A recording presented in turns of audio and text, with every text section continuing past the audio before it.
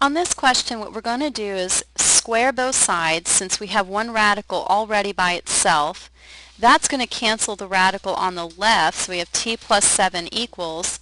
And then on the right, we're going to have to write this out 2 times because it's a group squared. So we have 2 plus the square root of 2t minus 3 times 2 plus the square root of 2t minus 3. So we don't distribute the 2, we actually write the group twice.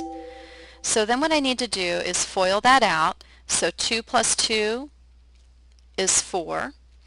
2 times the square root, we just put it in front of the square root. Now we're going to double distribute the square root of 2t minus 3 times 2 is plus 2 times the square root of 2t minus 3. And then finally we have the square root times itself. So when we have the square root times itself, we just bring out the inside expression since we're squaring it. So t plus 7 equals, I'm going to search for any like terms. So on this side I can add the 4 with the negative 3. I can also combine these radicals that are in the middle here. And then a third thing I'm going to do is I'm going to take this 2t and I'm going to write it out in front. So I get 2t, negative 4 minus 3 is positive 1, and then when you add the 2 square roots plus 2 more, is plus 4 square roots of 2t minus 3 total. Now what we need to do is we need to isolate this new radical expression. So we're going to subtract 2t and subtract 1 from both sides. So we get negative t plus 6 equals 4 square root of 2t minus 3. Now you have to make the decision if you're going to divide by 4 or not, and here I wouldn't divide by 4 because it creates fractions and that's difficult to work with.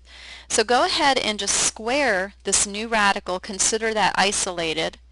That means though on the left that we have to expand that group out twice again because it has a plus sign in it, so we do 2 groups on the left. On the right we square the 4 and square the radical. 4 squared is 16. And then when we square the radical, we bring out the 2t minus 3. But we do need to put that in parentheses because it's still multiplied by the coefficient of 16. Now let's double distribute. So we get negative t times negative t is t squared. And then negative t times 6 is negative 6t. 6 times negative t is negative 6t. And 6 times 6 is positive 36. Distribute 16 and we get 32t minus 48. Now we need to collect like terms. So I have t squared minus 12t plus 36 equals 32t minus 48. Next I'm going to set this equal to 0. So I'm going to subtract 32t from negative 12t, and I'm going to add 48 to 36. So I bring down t squared minus 44t plus 84 equals 0. Now this we factor with the AC method. I need to find 2 numbers that multiplies to make 84 whose sum is negative 44. So if I go ahead and start, we have 1 times 84, 2 goes into it 42 times, and I can see that 2 plus 42 is 44. How do I get the negative? Well, that's with the double negative. So that's the combination that we need, and so that would be t minus 2, t minus 42. We set both groups equal to 0 and solve, and I get t equals 2, and I get t equals 42.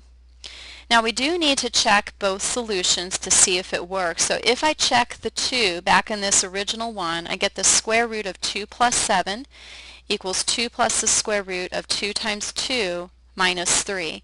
Square root of 9 equals 2 plus the square root of 4 minus 3, or 1. So that's 3 equals 3. So 2 does work. If we check 42, I get the square root of 42 plus 7, which is 49, equals 2 plus the square root of 2 times 42 minus 3, which is 81.